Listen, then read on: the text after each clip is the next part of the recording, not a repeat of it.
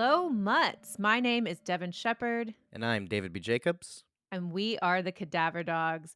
And today we are back in our habitat studying the films of the 50s and 80s like we love to do. Always. Always. We got to hit Reagan, McCarthyism. We got to hit all of these in our typical shows. We have our loves, it's for sure. But today we have a special guest joining us. Jeremiah Kipp is back again. If you guys did not hear, he was on a mini-sode 2 years ago, and now he's back for a full episode. We're excited to have him.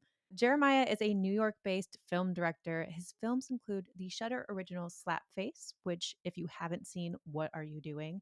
Don't Pick Me Up, starring Keith David and Catherine Irby, and the upcoming Southern Gothic Geechee Witch. Okay, Jeremiah, happy to have you. Happy to be back. It was really nice being on the show last time. And so when you asked, and particularly with these two films we're going to discuss, I was very excited. I know we had so much fun with you last time. David was like, "We have to get Jeremiah back," and so we were pining to find the right film to get you on for. Yeah, well, you definitely picked two favorites of mine. Invasion of the Body Snatchers hits a particular chord with me because I am more frightened by the Body Snatchers than any other monster That makes ever. sense.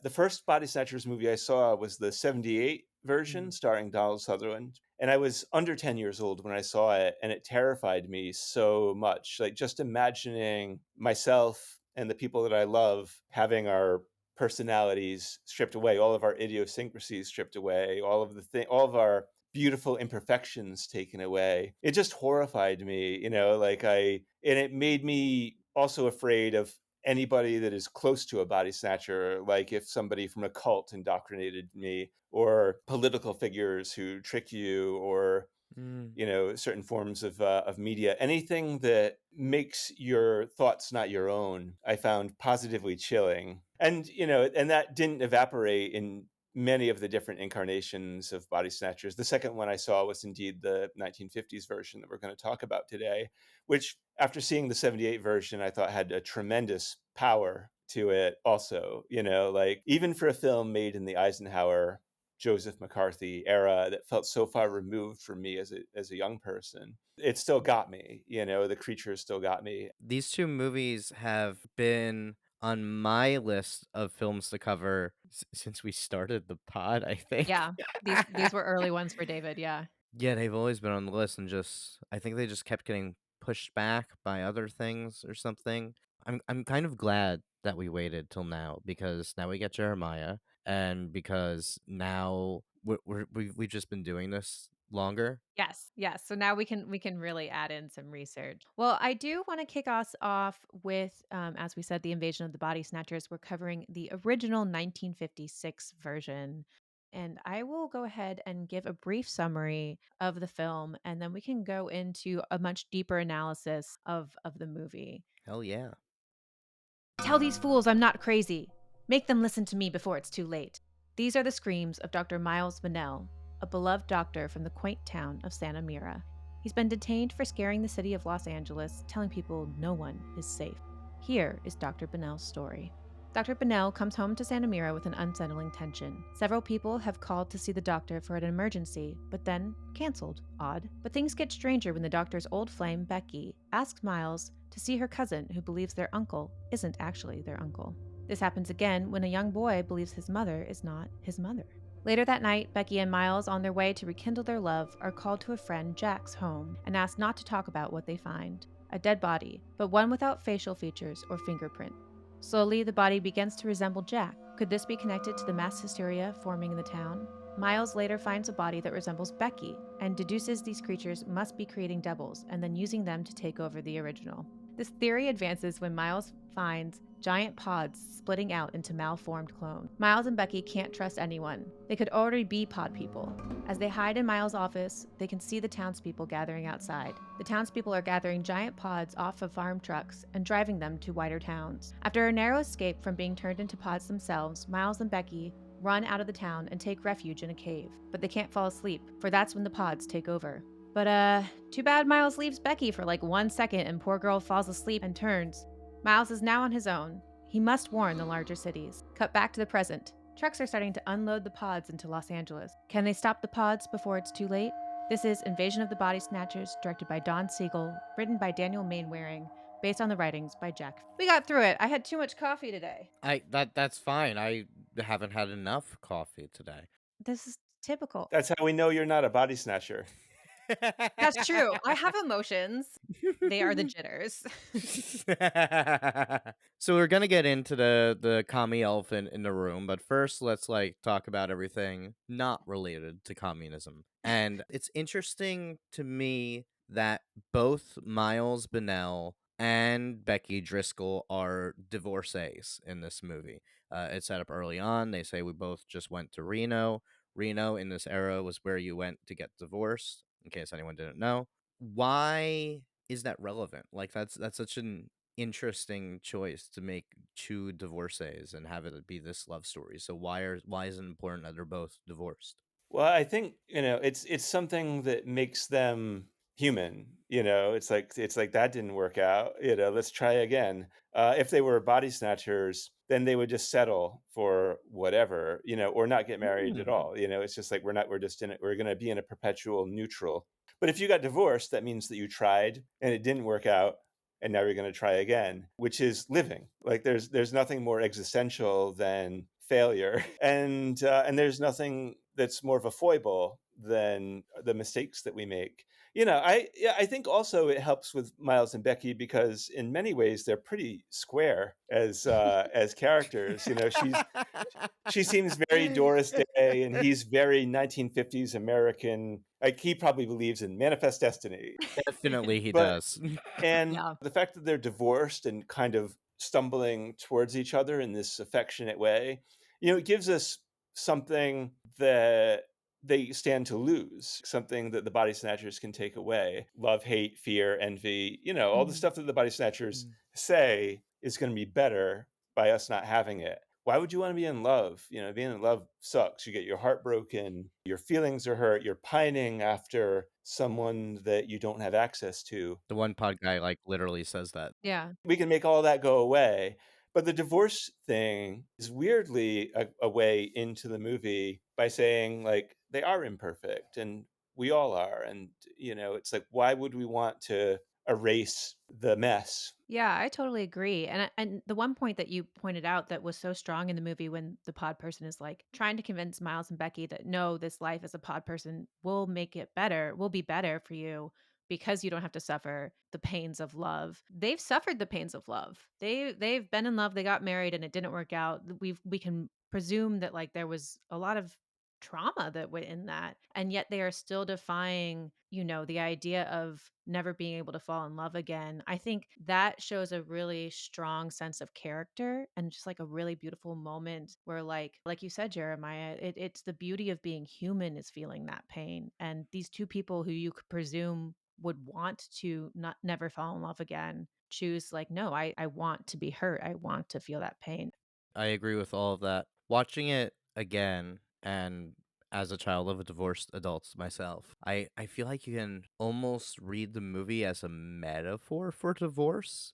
Oh. That it's because being divorced, what does it mean? It means that you're falling out of love with someone. It means that you used to love each other, but now something has changed. You have changed, they have changed. You are no longer the people that you were when you fell in love. And I think that's expressed for both characters, that they're not it's not that they weren't in love with their partners, it's that at some point that love stops. No one's blamed at any point. They never say oh, this person cheated on me or this guy was abusive or anything like that.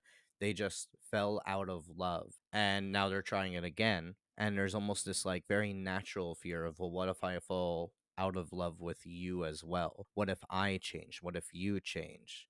That fear, I think, is so much a part of it. The fear of changing, of being different than you used to be and not feeling the same way forever. Yeah, can I pull up the quote that is so beautifully written from the film? Please. Miles tells Becky, I've seen how people allow their humanity to drain away, only it happened slowly instead of all at once. They didn't seem to mind. And Becky says, but not all people, Miles. He says, all of us, a little bit. We harden our hearts, grow callous. Only when we have to fight to stay human do we realize how precious it is to us, how dear. What a moment. What a beautiful moment in that film. So for writers and filmmakers out there, if you're ever going to just lay your themes on the table, make sure that it is like beautifully, gorgeously written, Yes. and then it becomes okay. Like any other part, I'd be like, exposition. Here is the blatant point of the whole film. But like, yeah, I think it's done in this way that like, I don't know, it could be the 1950s romance and the way that they show it on screen that is just so dramatic and lovey-dovey. And I think like Becky is in Miles's arms and it's like she throws her head back. That kind of love. It works. This flowy language works in that context. I think it almost like the lovey-dovey stuff, I think almost helps to contrast how bitter and cruel the rest of the movie is. Mhm. That you're setting it up as this. I mean, I'm sure they weren't thinking at the time, let's make this the most 50s thing ever, but it just comes out as the most 50s thing ever. Yeah. And then going from that into the quote you just read, where it's like, we all change, we all lose our humanity eventually, and we don't even seem to care. Like, that's so brutal. Yeah, Yeah. movies do reflect their times, It's like it is a snapshot of its decade. I'm glad you chose that beautiful flowery exchange because as David said, this movie is relentlessly B movie. It is terse. It is 84 minutes long. Like you're 3 minutes into the movie when it's hitting the fan. I think it's like 20 minutes into the movie they're already like seeing terrible things in the basement. So when it does have the quieter exchanges between Becky and Miles, they really do stand out. It's almost like all the pod people are actually doing is fast forwarding the change that would happen anyway. Mm. It's a fear of time. It's just you are leaping forward. We are all on the beach from old. That's always been my resistance to the pod people is like that the little kid doesn't want to go home because it's Mm. not my mother. For that relationship to be fractured, for a little child who's dependent on a parent to be like, I won't go home. That's not my parent. I found it deeply disturbing and even creepier when the kid is like, yeah, I'll go home now. You know that it's messed up. And that lack of safety makes this kid like run down the road, run in front of a car, like, a couple minutes into the movie. For all their talk about coming together into an acceptance as body snatchers, what like this kid stands to lose by not having their real parent. Right. Yeah. And to feed that into, I guess, what David was saying as well, their relationship changing and usually, as Miles says, people change slowly over time. We hopefully have more control over our relationship. I mean, focusing here our relationship with our parents, like hopefully, we were able to guide it into a direction that we felt was doable or something that, we felt like we could handle because of we've grown up now in age and our relationship has developed into that. But this kid, it's suddenly his relationship changes. Suddenly he's thrust into this world where he has no mother. It's not something that he had any control over. And I agree, David, the fear of change is very present. And there's something, and I love that you brought up Jeremiah, the relationship, because we focus so much in this film on yourself changing and like what it feels like for you to change, but also like what does it feel like for your loved ones around you to change? That in itself is terrifying. And there's also the thing of like, I didn't ask to be changed. Yeah. When Becky goes to sleep that night and her dad is like laying out the pods and like creating the situation where she will be body snatched. He's not asking her. He is making it happen to her. You don't have a choice. Your individualism is stripped away. You become just another part of the whole. And that's ultimately what it comes down to, because you need to at some point answer, okay, so why is this worse? And part of that is the consent, but also part of it is losing your individuality. According to the film, that's a bad thing. Why do we think the film frames it that way? What's the movie trying to say about the importance of individuality? Oh, I mean, is this where we get into it's anti-communist theme? I mean, it could be, but I feel like the film almost needs to answer why it's important to be oneself before it can talk about communism. Like, it needs to elaborate in non-political terms first why Mm, this is important. And I think it does that. The success of the film, I think, is that it works both ways. Both readings apply, which is you're a communist, says Joseph McCarthy, to the person who's like, I'm just living my life regular. I was curious about the Communist Party and mm. I dabbled in it. But it's like, no, you're on the list. now, my friend. But then also the Red Scare of like, they could be coming to your town, you know. Even in the 80s, growing up in Rhode Island, like, you know, the kids on bikes that I was hanging out with were like, I can't wait for Red Dawn to happen. So, because we know these woods, you know, we can live in these woods, you Oh, know, whatever. man. I always thought Red Dawn was pretty ridiculous, but Never like, saw Red Dawn. and you're not missing much. That was in the 80s. Like the line between the 50s and the 80s is pretty thin. Like the fear Mm. of Soviet interference in the 80s, the brinksmanship was just as strong as in the 50s. And that fear, in the 50s, fear of like, they're coming to your town, the communists, they're coming for your kids. Those beatnik, you know, hippie, you know, whatever, watch out for them because they're going to pollute your mind. I mean, I think that the reason that the movie has endured is that the metaphor is open enough that it allows for multiple unsafe readings. Yeah, I was interesting in my research finding that because I had always been taught the movie as a metaphor for communism and read the movie that way. And then I was surprised to find out a lot of people have actually interpreted it the opposite way, where they said it was a metaphor for McCarthyism instead, that a Mm. lot of people are McCarthy fans. And both are about control, the McCarthy bands or the Red Scare. You know, it's like we don't want our minds to be controlled, or we don't want our lives to be controlled by an outside entity that is telling us who they think we are. Yeah. Could you actually give some background, David, on how those things are different? So the communists became a thing starting in the Soviet Union, which became a thing in the 1910s when everyone uprose. You've heard Animal Farm. I have not. Oh, okay. Well, then Americans felt this was a challenge to democracy, that the communists were all fascistic, they were run by dictators, and America doesn't want that. So we eventually get into the Cold War after World War II, during which time there is a big fear that there are communists in America, that there was an American Communist Party, and basically anyone who ever attended like one meeting got put on a list, and they were especially investigating government employees and Hollywood employees. And that's the McCarthyism that you were Yes. speaking to. Yes. Senator Joseph McCarthy was running all of these hearings where he brought people in and he said, "Are you now or have you ever been a member of the Communist Party?" And if you said yes, then now he wants to know, okay, who else is a member of the Communist Party? Who else should be on the list? You get the Hollywood 10, where the 10 Hollywood industry folk who refuse to come in, who refuse to testify and just claim the First Amendment rights, and they all got thrown in prison and blacklisted from the industry. It was like kind of fucked up.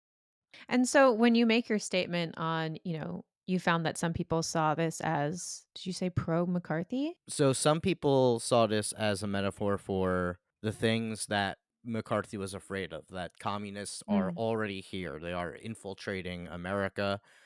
Your neighbor could actually be a spy for the Soviet Union. And other people saw it as a metaphor for the fear of McCarthy, that, like, oh, your neighbors are all spying on you now because that's what Joseph McCarthy says they should do, that everyone, Oh. they're trying to root out the communists and they'll accuse you even if you didn't really do anything.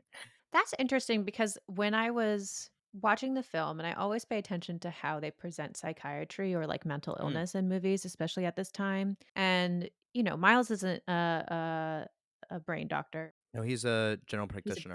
general practitioner, yes. But he gets called on to visit Becky's cousin. And, they have a conversation where she asks, is this a delusion? Like, am I mentally unwell?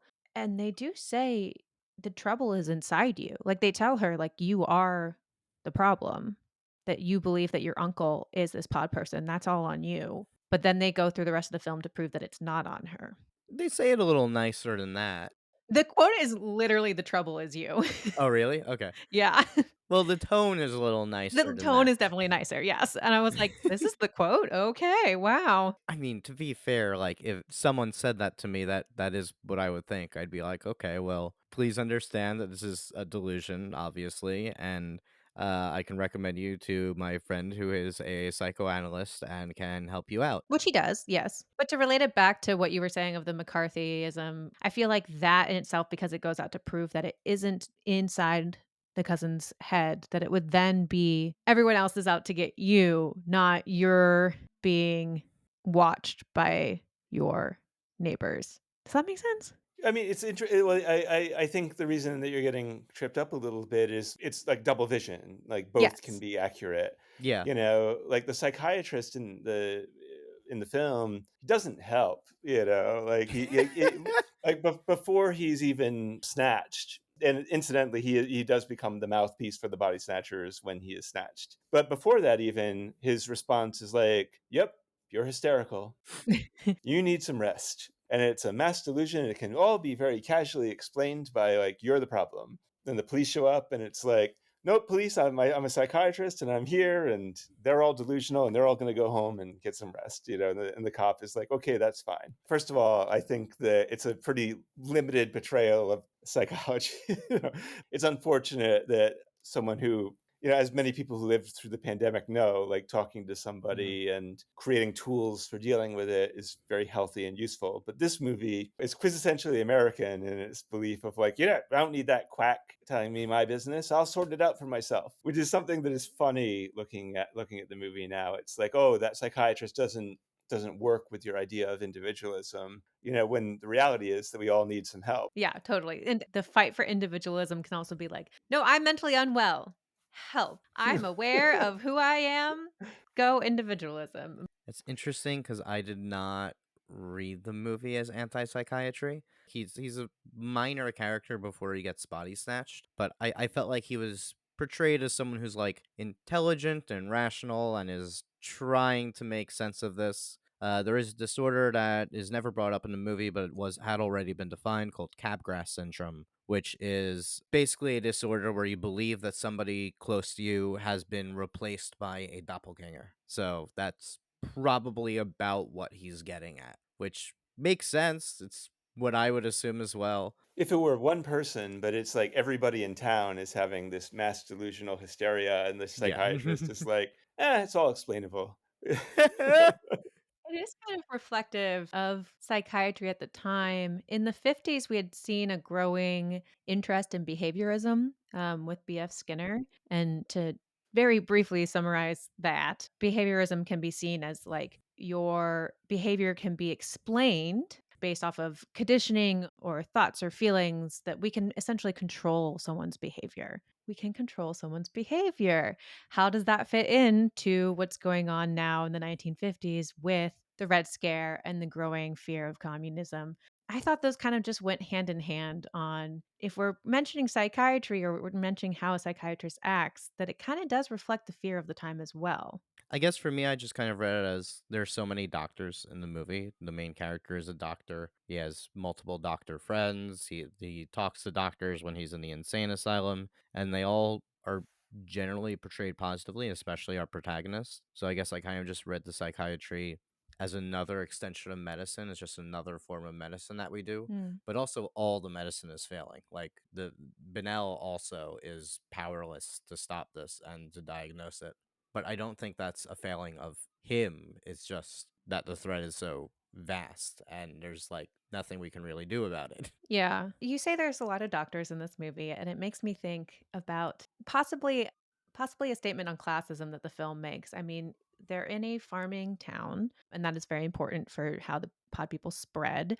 Did you see any comment on classism in this movie? Well, I feel like the values of the movie seem very, very middle class. I mean, even though it takes place in a farming town, which would like some of the people that we meet early on in the movie are workers, but most of the movie is spent with Miles and Becky and the writer. I think the movie is deeply interested in middle class values, even though it's set in a farming community, and we meet some of the people who work in that community, like a farm stand family, like early on. Miles and Becky are decidedly middle class or upper middle class.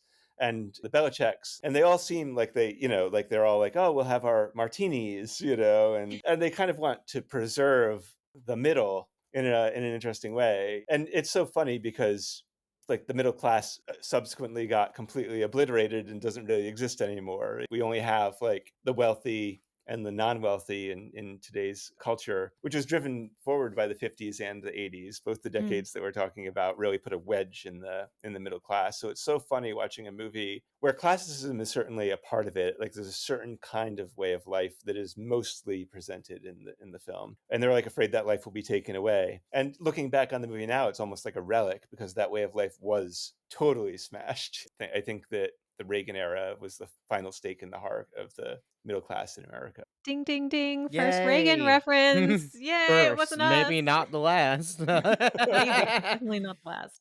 Jeremiah, we reference Reagan like every episode. It's become a running Well, joke. you guys talk about horror films and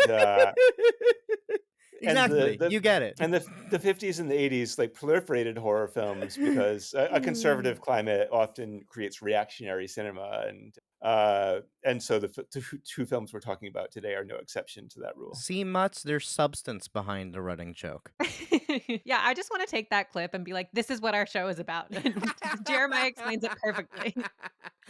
But yeah, I love that first scene when they find the body and they're just like discussing it is Mhm. so like peak upper middle class. Like there's like, oh yeah, there seems to be a body on the table. Oh, don't call the police. Oh yeah, okay, I won't. That's fine. Huh? Does it have fingerprints? I think it looks like I think kind of looks like you. Probably not though. That's just a coincidence. When we first meet Becky and she, like, comes in and she looks fucking glamorous, like, we've been introduced to this farm town, and Becky's like, "I just came back from Europe," and she looks so fancy and, like, so much more beautiful than everyone else in town because she's dressed up. I'm like, what are you doing? Like, you don't belong here.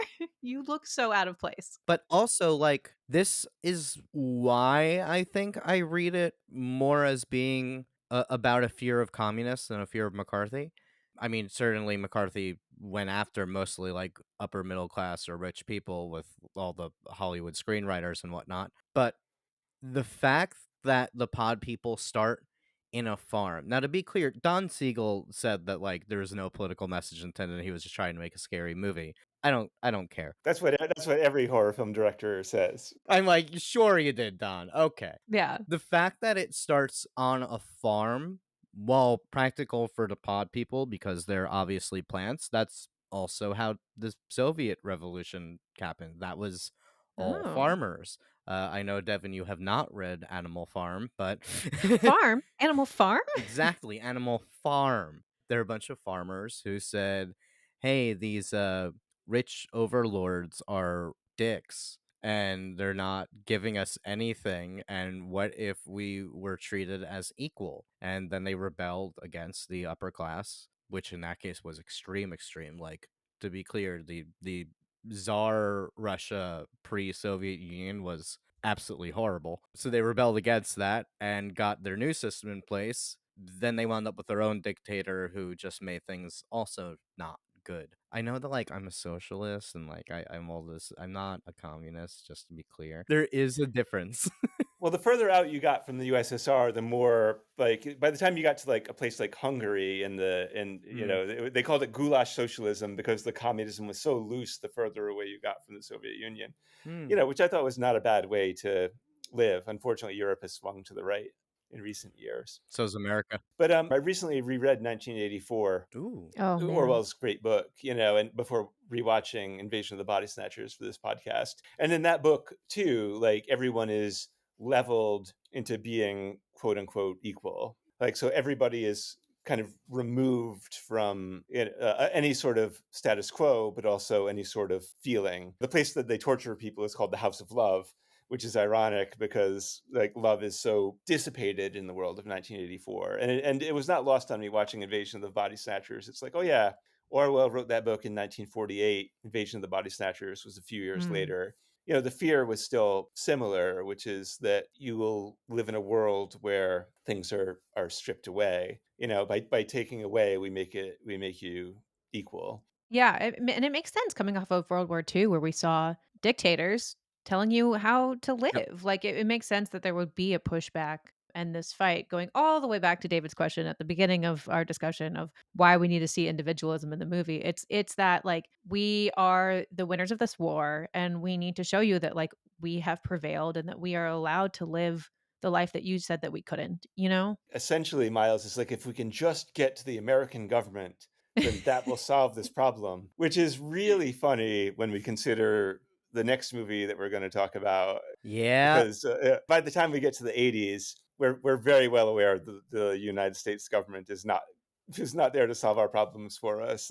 They may be working against us. But in this movie, you reach the ending. The true ending of the movie, I think, is Miles running through the street screaming, Yes. you're next," which is positively terrifying, where no one is listening to you and no one cares. And he's shrieking into the void, and you know that we're all doomed. But because this film was made in the studio system, they tacked on a very neat ending where the government begrudgingly listens to Miles, but then they get the news flash, and then they're getting on the phone saying, "Get me the president, get me the FBI." Yes, it's and there's such a trust in the movie in our government institutions. It's like, Mm. if we can just get to our capitalist, no, Yeah. if we can just get to the people who are running the show in America, they will sort out this problem. It's so interesting that you say capitalist because I like nowadays I think we frame communism as the antithesis to capitalism. But I Mm. think that in that era it was more seen as the antithesis to democracy, and it was more seen as a form of government than a form of economy, even though it's both. Yeah, I mean, to be fair to the film, and yeah, the movie is more about like a celebration of democracy than of capitalism. And Yeah, yet, we Yes. can't ignore the classicism that Devin definitely. was talking about before, where it Definitely, is a definitely, clearly definitely. upper middle class lifestyle that is trying to preserve, which I think is classist. I wanted to ask the question because you had said it so perfectly, which was, we put so much trust in the government. Is this film a happy ending? Does it have a happy ending? It's kind of left open. I mean, what are they gonna do? Like, literally, what are they gonna do? Right. They can nuke the town, I guess, but that's still like all those people are replaced or dead or whatever. Like there were fucking children in there. There were men, women, children. Like all those people are lost. But then also they're shipping out the pods to other towns. There's that whole Yeah, scene in the town square where you're like, all right, your family is in Burbank and your family is here, and they're shipping them out. So it's like it's expanding beyond Santa Mira it by feels too the end of late. it. Or they just get Senator Joseph McCarthy. Like, can you like help us root out these pod people, Mr. McCarthy? Well, I think they rely on the audience to draw their own ending, and it's like, well, if you have faith in the government, then it's a happy ending for you. If you don't, then it's a questionable ending of like, well, I guess we are living in a world where that is constantly threatened by these pod people. I kind of like that they leave it open ended and up for kind Hmm. of you to decide. Yeah. Well, the 60s were right around the corner from this movie where the distrust of government agencies and global politics went through the roof. Yeah, I feel like that really dialed up, especially with the '60s and the era of protest, the civil rights movement, and the Vietnam War. And then the '70s, we finally pull out of this Vietnam War. We get Nixon, and then we get our next movie, which we will talk about. But first, Before we get into the blob, I do want to talk about our guest for a little bit. Jeremiah, the last time you were on, I think Slapface was just about to come out on Shutter, or we hadn't yet announced that it was going on Shutter. Yeah, I probably wasn't allowed to announce that it was on Shudder yet. It was right around the time that we screened at Fright Fest in the United Kingdom that we announced that Shudder had purchased the film as a Shudder original, which was deeply, deeply gratifying for me because I love Shudder. I love their programming. I love a Mhm. lot of the filmmakers who have had movies that have gone through Shudder. I think it's just a wonderful hub of the wheel for genre films. So when Slapface showed there, it was really meaningful for that movie. It was really the little movie that could, because once Shudder had taken it on, then we kind of went territory by territory and sold it all around the world, which was really, really exciting and really cool. Also led directly to my next job, which is the feature that we'll hopefully have coming out sometime this year. It already had a theatrical release, but we're talking to different streaming services. The Geechee Witch, which is a Southern Gothic, as you said earlier. Ugh. It's set in a very specific community down south in Georgia. It's the Gullah Geechee community. They're descendants from slaves in Africa who came over as slaves to work in indigo plantations and cotton plantations. But with them,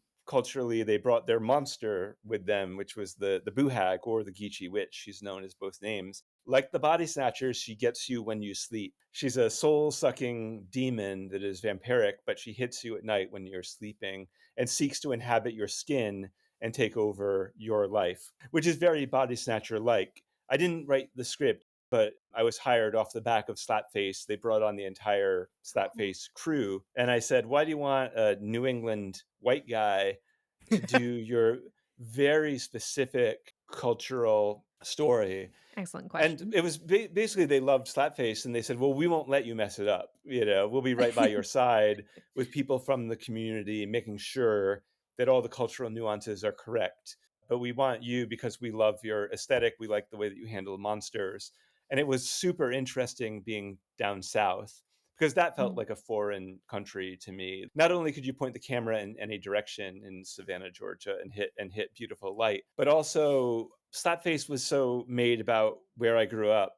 And so it felt great that the next movie was something where I was not the well of information. I was the observer. And it felt like I had to have documentary detachment making that movie and just like present the world that we saw and let the world be as truthful as what was being shown to us, So that was really exciting. So I can't wait for everybody to see that movie when it comes out. I'm sold. It sounds so It cool. sounds so cool. It was scary and weird and interesting. And then the other thing that it's doing festivals right now, like we went out to Cinequest to premiere the film, was Don't Pick Up, which had a great cast, Catherine Irby from Law and Order: Criminal Intent, and Keith David from so many great horror films, particularly the John Carpenter classics, They Live and The Thing. Keith was extraordinary to work with. He's a childhood hero of mine, and it's always a little interesting when you meet your childhood heroes. You don't want them to be assholes. And Keith was what you would hope he would be, which is an actor's actor who deeply cared about the role. And we got a little bonus because when he wasn't acting, he would walk around the set singing show tunes Oh my God.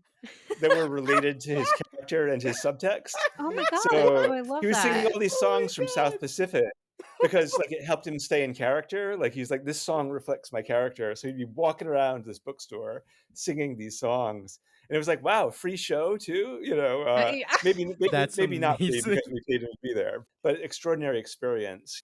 Now I just want to know what show tunes Keith David sang for all his Forget about other the Blob. roles. We just need the show tunes. I'm like, what did he sing when he was working on The Thing? What were the show tunes that he would come out with and just like stare Kurt Russell in the face and just start singing show tunes?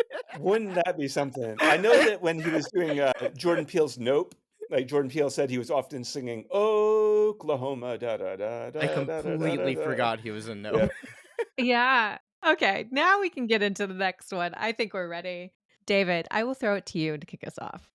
Cheerleader Meg Penny and high school football star Paul Taylor are on a date when a homeless man runs out into the road and Paul hits him with his car. The man was being chased by local punk Brian Flagg, who points to a strange corrosive substance on the man's arm. The sky, the man babbles. It fell from the sky. The man dies in the hospital, and as Paul removes his hospital blanket, he sees the corrosive substance is now gone, as well as half the man's body. But Paul won't have too much time to ponder what happened as he looks up and sees it. The pulsing glob of acid has grown, now big enough to swallow Paul whole.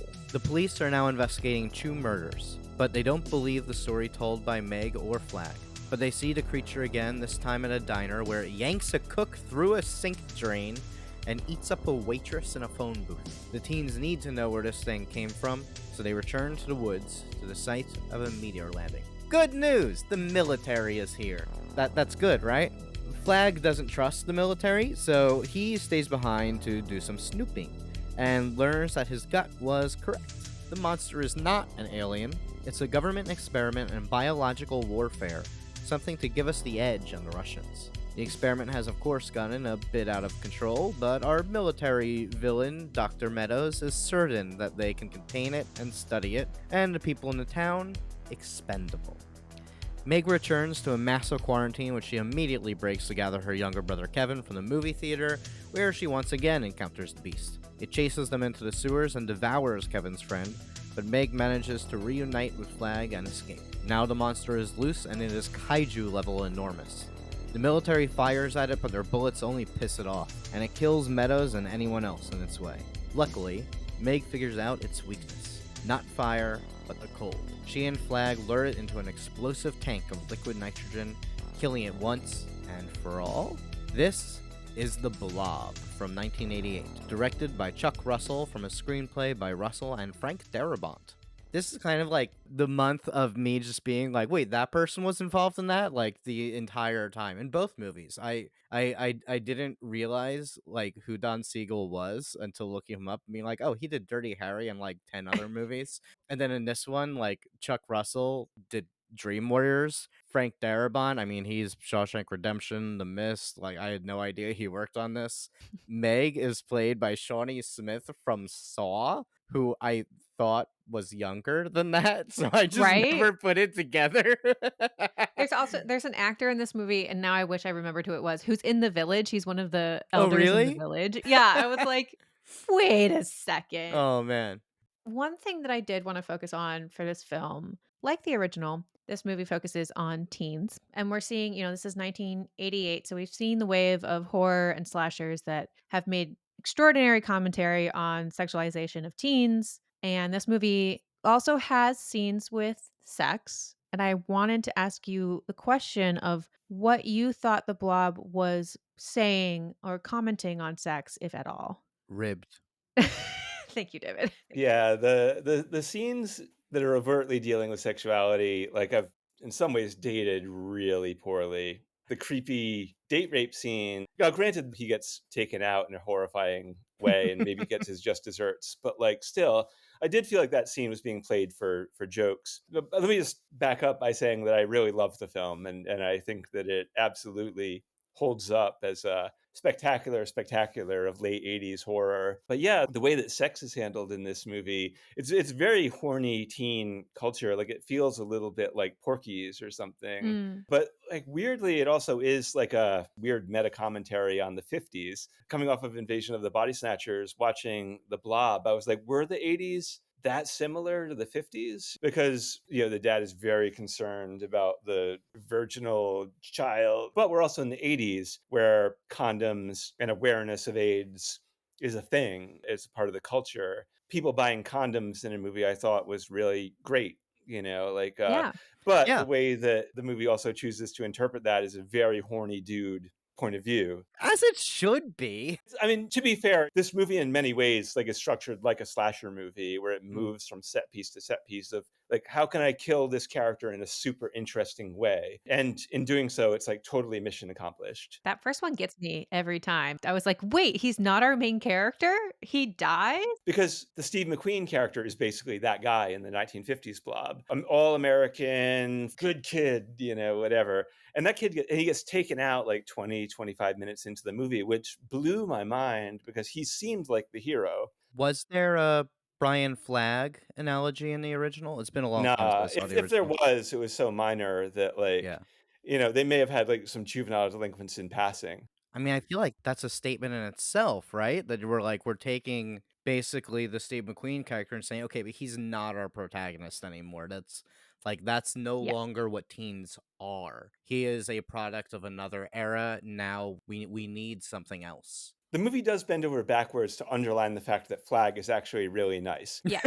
Hey, old dude, they're going to take care of you. Like, every opportunity they have for Flag to do something nice for somebody, they do, because they want to constantly remind you, like, a big neon sign pointed at him saying, like, he's not really bad. But also, like, I never really believed Flag as a character. It's like he's got that mullet and that, like, really nice, clean white shirt. And he fails at being a badass, kind of. But he makes the motorcycle jump. For sure.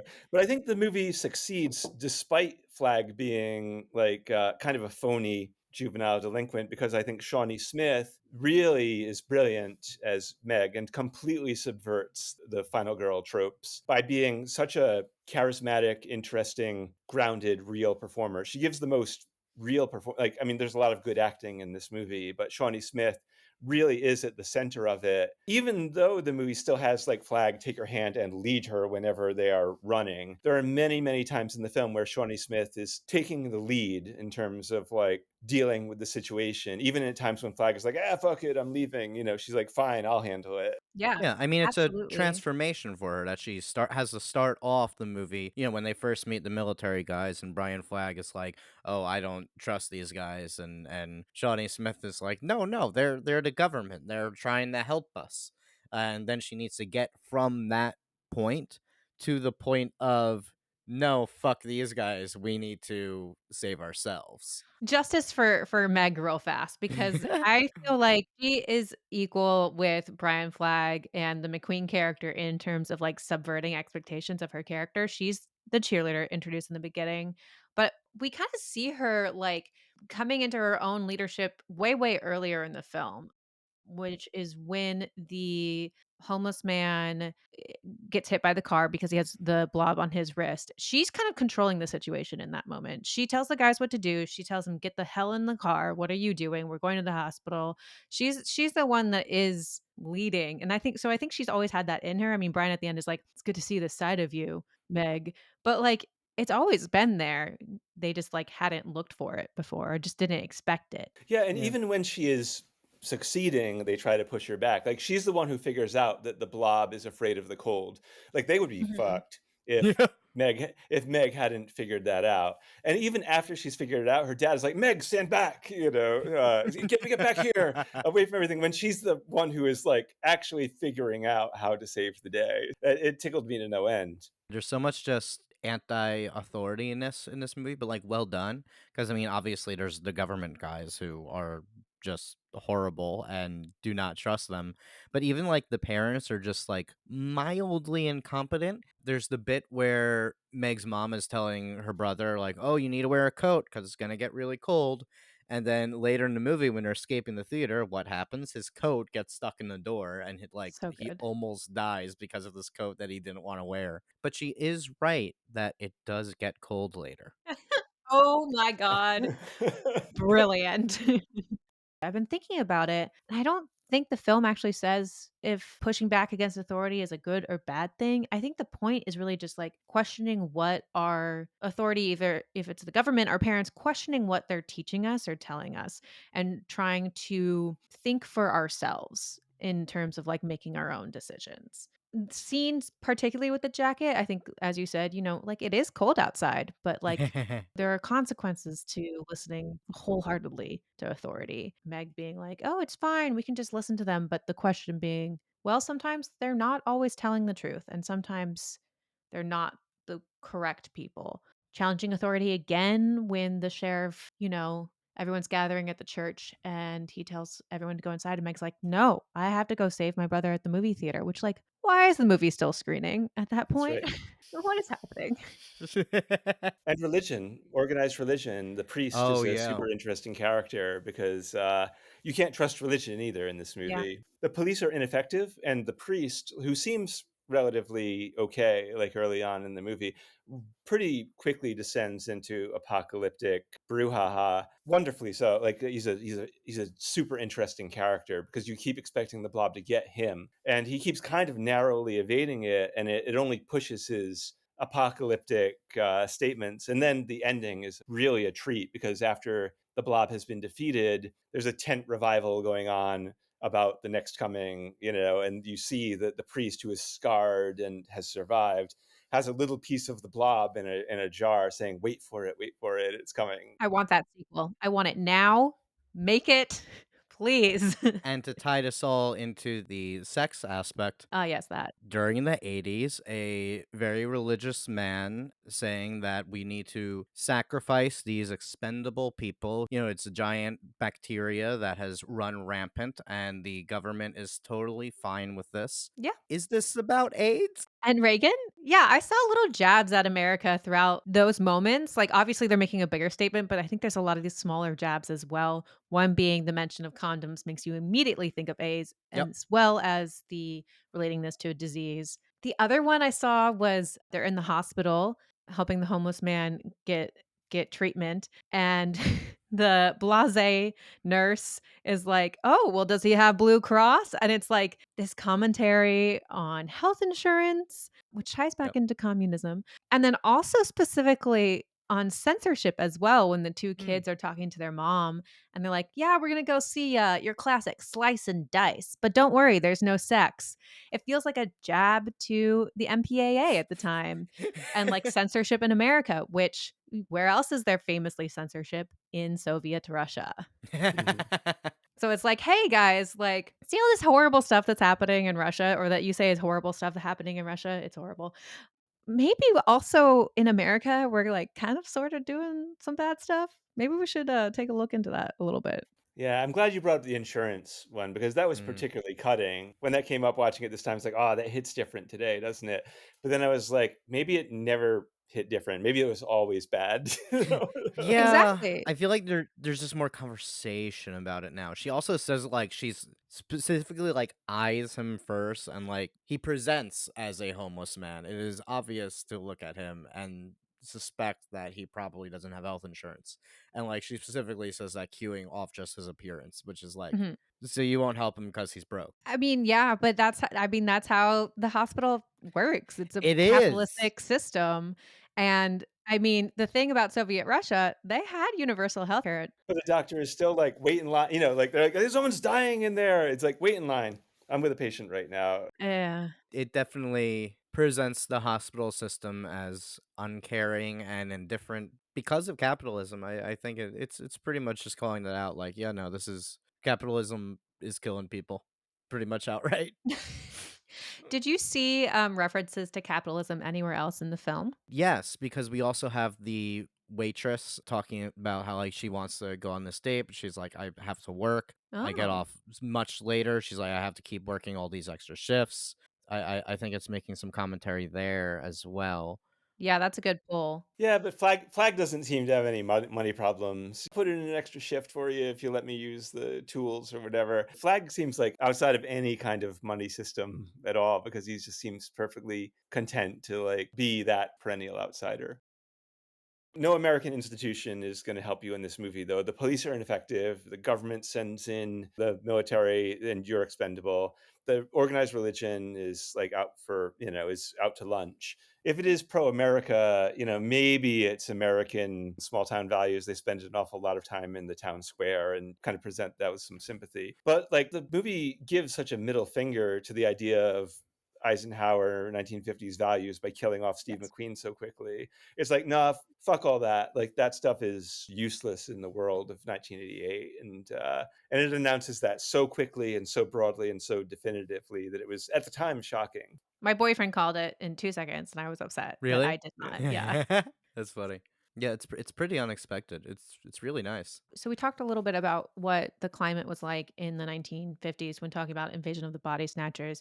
So just to touch on it a little bit here and to refresh people's memory, we're reaching the end of the Cold War, Yeah, maybe pretty around this time? much. I think it officially ends in the early 90s. We're minutes before tearing down the wall Yes. Did we already have Blob. Gorbachev at this point? Gorbachev was in '88. Yeah, he was there. For history, folks, you had the previous dictator of Soviet Russia, Khrushchev, died, and the torch was passed to Gorbachev, who basically started to ease up on communism, and the Cold War ended because Soviet Russia just wasn't able to sustain itself, and you had this new dictator who was like, "Okay, we're gonna do a little less communism now because it's not really working." And then Reagan took all the credit, and everyone loved Reagan because they thought, like, "Oh, he won the Cold War. He didn't do anything. You just so happened to be the guy in charge when this happened, and it had nothing to do with anything America did." Yeah, but if you were an American during the time of Reagan, it was horrible because if you were below the poverty line or below the middle class line, or if you were gay, then you were fucked under Yep. Reagan because it's like he did not care about AIDS, Nope. which was like ravaging through the gay community. And even when it was hitting the straight community, it's just like, it's the gay problem. But if you were poor in the Reagan era, then you did not exist. If you don't make it in America, then you do not deserve to under Reagan. Yeah. Which we see in this movie, that we see them not caring about the poor homeless man. We see I didn't catch on to any explicit queer coding in the movie, but there's definitely the AIDS coding at least. Yeah, I feel like AIDS is very present in this Yeah, movie. I think at that time, even a film as subversive as The Blob, having stuff be queer coded, like horror films are certainly known for it over the years. But The Blob is landing itself so much in a concept of subverting against Americana that, like, I think queer people don't really exist in this film. Like, everything is pretty straight. yeah. One of the things that I wanted to bring up, and I know we don't want to harp on the original too much and the differences between the original Blob, which It's was in worth mentioning. 1958, but you're talking so much about how this film comments specifically on the Reagan administration during the time, kind of saying, hey, maybe we should stop paying attention to what's going on out there and start paying attention to what's going on here. The call is coming from inside the house. The 1950s original film, the Blob was a space alien. It was coming from outside Earth. And the change in this movie that I thought was the most important and specifically commenting on the time was, oh, it's not a space alien. It's coming from our government. And the military stopped the Blob in the original. That once Steve McQueen convinced the military this was happening, they picked it up and dropped it in the Arctic. And then it became the thing. Exactly. It all ties together. I want to see the Thing versus the Blob as a movie. I want that. Yeah, but in this one, yeah, definitely the people have to save themselves. The cavalry is not coming. And in fact, the cavalry wants to hurt you. Yeah. Although I do love the moment, like as soon as Meadows is killed, when the next guy becomes in charge, and he just like, all right, we're gonna destroy it, shoot it. Well, now that we're getting a lot into like 50s versus 80s conversation, I think it's a good time to really compare the two films. One of the big things that we wanted to talk about today was looking at the Red Scare, communism, and how it developed from the 1950s through the 80s. And that's kind of why we chose these two films to tail end each other to see how our viewpoints on communism changed over time. So, with that, I asked the question, are these films pro or anti being scared of communism? I think that the invasion of the body snatchers does both, but it is also afraid of communism. Like I Yeah, think that it's, it's like they are coming to get us. Mhm. And I think that the Blob, the 1988 version, is more pro community. The protagonists of the Blob 1988 are the town. We can't trust that somebody from outside will save us, so we have to save ourselves, which I think is the Shawnee Smith character in a nutshell. So I think there's a feeling of community in the Blob, and I don't find it an anti-communist film. I find it an anti-Reagan film, really. yeah. Mhm. I agree completely. I think Invasion of Body Snatchers very much is criticizing the Soviet Union, and it's saying like under this system you lose who you are. That everything you're doing is for the collective, and you can't be a person. You're losing your free will. It's the world without love or grief or beauty. As the character, ironically the actor's name is McCarthy. I find that's a I big know. coincidence. It's so, wow. But in the Blob, the character names are Meg Penny and Brian Flagg, which is also like Like, they're American? Like, the penny and the penny and what? the Wait. flag. So it's capitalism and American patriotism, like Oh. in their actual character names, which then they subvert and defy. And I Right. like that. Yeah, because Body Snatchers is like, the restaurant is failing is a thing that we see early in the movie. They go to this very popular restaurant, there's like no one there. And there's like, yeah, we need to lay off all our staff because no one's coming here. It's showing like the entire way of life is just disintegrating. America is dissolving right before your eyes very rapidly. It's weird that both films have failing restaurants in them. So yeah, like the fear of economic failure, I think is around in both films. Yeah. And then the Blob twists that because it takes all these same ideas from the 50s and it sort of presents them, but then with the plot twist that it's actually created by the government, not from outer space, you Mhm. get like actually our rampant fear of communism is creating dangers much worse than communism itself. And I mean, there's some nuclear stuff in both of them actually because it came from the sky. Oh, yeah. Yeah. There's one parallel that I saw, and we didn't touch on this earlier, so I'm just gonna sum it up as quickly as I can. There was this growing fear around mind control and brainwashing in the Mm, 1950s, specifically stemming from a communist country, looking specifically at China. Actually, people were afraid that Mao was brainwashing people to agreed that communism was the better form of government. And so we started seeing a lot of fear on brainwashing power, which I think is very much reflected in Invasion of the Body Snatchers. But what happened in the 70s is that the Freedom of Information Act came out and we started to discover, oh wait, no, our own government started doing these things in terms of like studying sleep deprivation and like doing LSD, like all these very weird experiments where they're trying to control people's brains. And so I think that is very influential when looking at how we viewed government from the 50s to the 80s is that we trusted the government as seen in the 50s, and then the government said, "Yeah, don't agree with anything over here, but actually we kind of like it and we're going to do it in secret." I looked at that article you sent, and J. Edgar Hoover used the word thought control to explain what was happening, which just immediately made me think of Pink Floyd and the Yeah. I don't need no thought control, and but they're applying it to the American government, and that actually American government's the one doing this, which I never realized that was J. Edgar Hoover term, so it made me appreciate that song more. But it's also just it's relevant because that's what the Blob is doing as well. That's taking Exactly. all the fears that the FBI was placing on people and saying, actually, America's the one doing these things. Yeah, the connection is that Pink Floyd, that song is very reactionary, and indeed, so is this version of the Blob. It's Mm. reacting to, like, it's a resistance against a certain kind of bullshit that Americans felt like they were being told. On another point, like both these movies are set in the suburbs. And we talked a bit about how like Invasion of Body Snatchers is very, very 50s.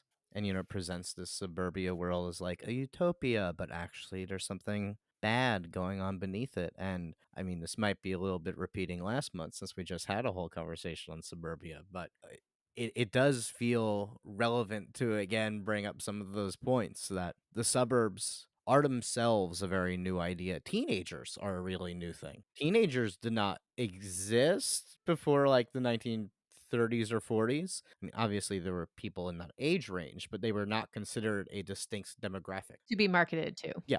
A Yeah. 15-year-old was just an adult now, and you can work and do all these things. And then it was with the rise of suburbs, with this added sense of security or alleged security, that we started to get this new demographic. And then, as you say, it was largely a capitalist thing where it's like, oh, we can market to these people. Although I do, in hindsight, think that's pretty accurate because I do feel like teenagers are definitely a distinct demographic. Yes. And it's probably good that we've come to recognize that. But regardless, like the original The Blob was coming right after Rebel Without a Cause and like the first teen movies, so to speak. So then it's interesting to see that evolution. Yeah, David, I think what you're hitting at is the conservatism of the time. Yeah. Because 'cause we're seeing, in the 50s, who was president right before? Was it Eisenhower? Eisenhower? He's Republican? I can't recall. He's Republican, but he's 1950s Republican. He's Yes. pre-Reagan Republican, pre-Nixon Republican. Eisenhower was the one before he was president who saw what was going on in the concentration camp and said, "Okay, everybody film this right now because people are going to deny this in the future." He was actually the guy who was like, "Hey, arms race. This is like really dangerous what we're doing actually." It was a very different kind of Republican. I mean, certainly for Republican, certainly like the last thing, like one of his last major speeches was against the military industrial complex and the danger of the military industrial complex. Yeah, I feel like he was the brand of Republican, which is just like what a Democrat is now. Exactly. The Okay. Democrats have moved so far to the right Yeah, that they are basically Eisenhower yeah, Republicans. But there was still this like pull for conservatism in the sense of like wanting to hold on to these core American values during his presidency. And what we find really interesting in terms of like what's happening with the cultural influence around this time is right after Eisenhower, we get JFK, which mm, is more democratic. And then looking that into the 80s, we're at Reagan, and then we move into a more democratic 90s. But I feel like both of these films just show the unrest, the cultural unrest between the conservatism and the core values versus like what teenagers actually want and need during that time. There are no teens in Invasion of the Body Snatchers, but I think it still is commenting on American yeah, values in that sense. definitely. I mean, there's no teens, but the characters like met and fell in love as teens before going their separate ways. So there is still this kind of teen romance aspect to it that's like reviving that teen romance. They're in their second teenagerhood. I almost feel like Body Snatchers, to some degree, is dissecting that a little bit. That it is showing like we're in the suburb, but there is trouble in the suburb. Not everything is as good as it seems. It's all a little bit Mhm. uncanny. It looks normal on the surface, but if you look just a little bit beneath, then it's like that severed ear in Blue Velvet. You zoom in and you realize that it's actually gross and disturbing, and Right. maybe people aren't as happy as they seem. Yeah, and you have to question why these towns are specific targets and they are the suburbs, Yeah. and like what makes it about the suburbs that allows the pod people or the blob to rise to power. And I know, Jeremiah, you had a point about how this actually changes in the remakes. I mean, so point taken about the small towns. It's a weirdly Blue Velvet-esque small town of Invasion of the Body Snatchers in the 50s.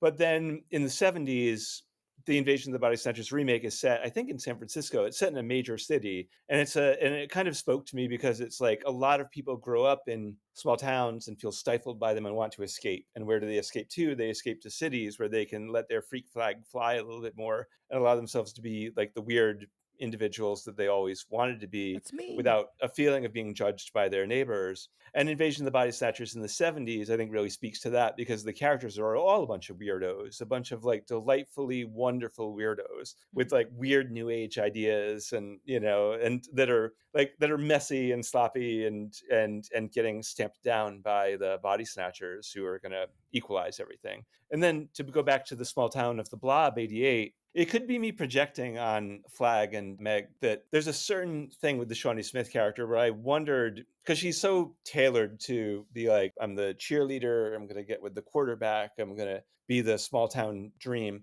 But like, there's something in Shawnee Smith's performance and in the character and just the little bits about her interaction with Flag where it's like she does see the world a little bit bigger. I was like, oh, this is a pretty interesting protagonist because she's a teenager who is like could leave or could stay. She could Mm. stay and become the vision of like 1950s body snatchers, Miles and Becky, of like, oh, we're perfect and Doris Day and everything is great.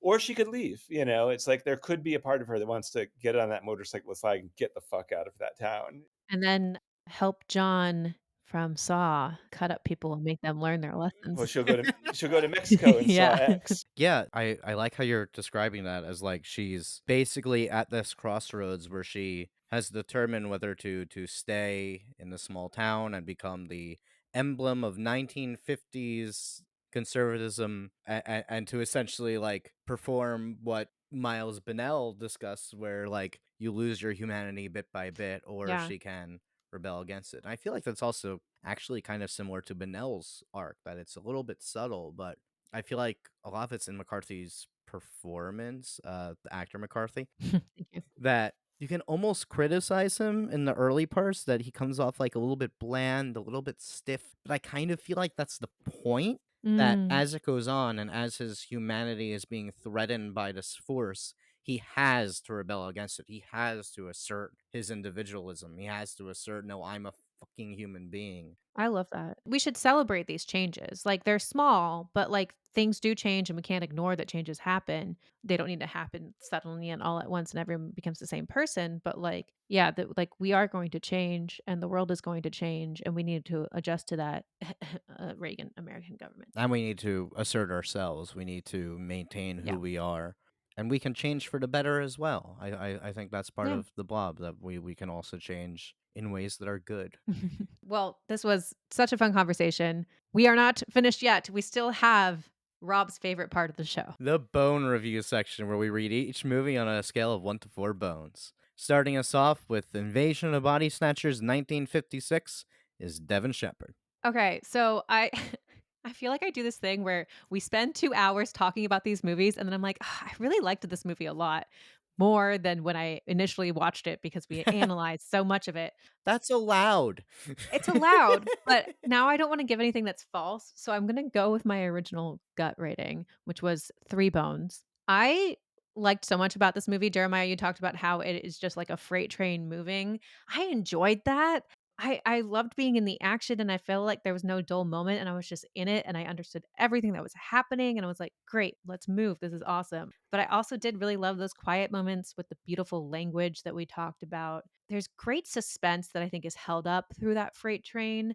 In these older films, a lot of people talk about, these duller, lack of suspenseful moments. I don't think this movie has that. It's a lot of simple filmmaking. Again, as Jeremiah, you said, it's like more B movie, but there are some shots that really stand out and some creativity that really stand out. And I think because it's so simple that those really are strong moments. Yeah, I enjoyed my watch. There's obviously some problems with it being a little more B. I wish they went a little harder into the horror. Yeah, I enjoyed it. 3 bones. Cool. Jeremiah? Lean, fast, scary, terrified me to my very core. The body snatchers are coming to get me, Jeremiah Kipp, in my nightmares frequently. And what makes it a classic is its ambiguity. Four bones from me, and I would say that the 78 version is even better. Wow. I don't think it needed more horror. I think that the horror is so perfect and subtle. Like I think that's why it gets under your skin because it has that uncanny vibe. It's more of the unsettling, like you can feel yourself easing into it. You can see where you would just accept this. The problem for me is pretty much just that stupid studio mandated bookend. I really do not like those scenes. The voiceover was also part of those re-edits, and I don't mind the voiceover as much as some other reviews I've seen. I thought it was fine, but I would be interested to see a version without it and just feel even more of the subtlety because I think the subtlety is really the film's strength. So for me, it is a solid 3.5 bones, and I want to see the director's cut, which apparently did exist at some point. We don't know where it is. It has screened in like the 70s, around the time that the remake came out. They did screen the director's cut of Invasion of Body Snatchers 1956, and I want to see it. Anyway, Same feels. Devin, what do you think of the Blob? All right, so the Blob. The Blob for me, I am conflicted because this movie, so many great special effects. The monster is so fucking killer. I love Meg. I love her so much. I love that we subvert the expectations of the classic American characters. The twists I love. I really was again gotten by the McQueen character getting taken, and like in such a brutal way that was amazing. Like every single kill in this movie is incredible. I just kept getting bored, and I am trying to figure out why, and it could be because I've had a terrible week and I don't know, but I watched it twice and I was like, I am having trouble. It could be the pacing. It could just I did feel like it was too long by, like minute 80. I was like, wait, we're just getting introduced to new characters. What's happening? Oh my god, there's a whole chase scene that lasts like 15 minutes. Okay. So that might be it. It's a 2.5 bone movie for me, unfortunately, and I know I wanna give it more, and especially, again, after our talk today, I'm like, "Ugh, I there's so much here that I wanna love." It just didn't fully sink in for me. That's still So, a good rating. 5. Yeah, yeah, it's decent. It's just, Shawnee Smith is brilliant. Great script by Frank Darabont. Wonderful characters. A terrifying, fast, lethal monster. And good practical special effects that hold up. Undermined by Kevin Dillon and his mullet, but more like Kevin Dillon's performance as Flag. I just don't believe him as this juvenile delinquent. Like this, it's not that he gives a bad performance. There's just something off that I just don't I can't quite get behind. I do think there are some pacing issues with the movie. I agree with Devin that if I were 10 years old, I would be like Four Bones, instant classic. Seeing it, I've seen it one of those movies where I revisit it like once every 2 years. I love it so. However, it still is a solid 3 bones, not four. Wonderful subversions, but it still does fall back on some genre tropes every now and then that prevent it from being like the four that we wish it was. Cool. Yeah, again, every review I saw, people kept singling out the mullet, and maybe I'm the weird one. I didn't have any problem with the mullet. So the first time I watched this movie, I was more in Devin's camp where I struggled with it a little, and watching it again, I liked it a lot more. And I'm going to blame this on fucking Pluto TV, which I do not like. And the first time I watched was on Pluto TV, and I think that like just took me out of the experience so much. So this time I did not do that, and I was all in. This movie is so much fun. It has great effects. I think these are like some of the best effects in a movie. I really these are amazing effects. They like did blanket quilt things to that they filled up with whatever the substance was. I forget. It's some chemical, and like would have it ooze it out during the takes. And they just had like hundreds of these. So then it's like, okay, cut. We're going again. They would replace the quilts with new quilts so that they could do it all over again. And it looks so good. It's a bit of that. There's a bit of stop motion, bit of puppetry. It's great. I'm also gonna hold back though at 2.5 Bones. I think just the ending needs a little bit more. Apparently, there was an ending planned where after they killed it, they would have looked and like seen all the bodies that it had eaten, but just something went wrong on the day with the liquid nitrogen. Something went wrong with that, and they were like, "Oh, we need to like clear the set," so they didn't get to film this ending that they had scripted, which is too bad because that sounded cool. But I really like this movie. It's a good movie. 2.5 Bones.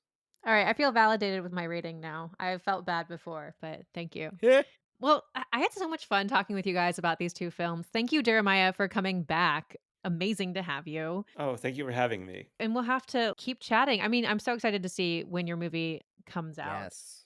So, where can people actually follow you for when the announcement can be made? Well, I'm on Instagram and Facebook, and there are very few Jeremiah Kipps. So if you look me up, you'll find me. But I use social media a lot to talk about movies and actors that I care about. Like I'm a big film enthusiast. Your social media is so much fun. I Yeah. I Oh, love thank Yeah, you. everything really. you post. It's great. I like using social media to talk about the things that I care about. There's very, very little about my personal life on social media, but a lot about the movies and media and particularly actors that I care about. So if people can find me that way, and I also like post quite a bit about where I'm at with my movies, so people can follow it that way. And you can watch Slapface online right now, right? Slapface is on Shutter, and also like if you don't have Shutter, it's available all over the place. So you can watch it on Amazon Prime, or Hmm. if you Google it, like it'll have the list of places where you can watch it. Don't Pick Up is not available online yet, but it is playing the festivals. But if people want to see it, they can follow my social media to see the life of that movie. Well, I haven't seen Don't Pick Up yet, but I will say that Slapface is so fucking good, and you guys should absolutely check this movie out. It is excellent. It is what you want from a modern horror movie. Exactly. Thanks, Devin. Well, we'll link Jeremiah's socials in the description of the episode. Thank you again, Jeremiah, for coming on. And for everyone else, tell us what you thought about these movies. What's your bone rating? Do you feel bad that it's 2.5 or is it actually a full 4 for you? I don't know. Reach out to us at Cadaver Dogs Pod on Instagram or Twitter and Cadaver Dogs Podcast on TikTok and YouTube. Thank you, Mutz. See ya. Peace.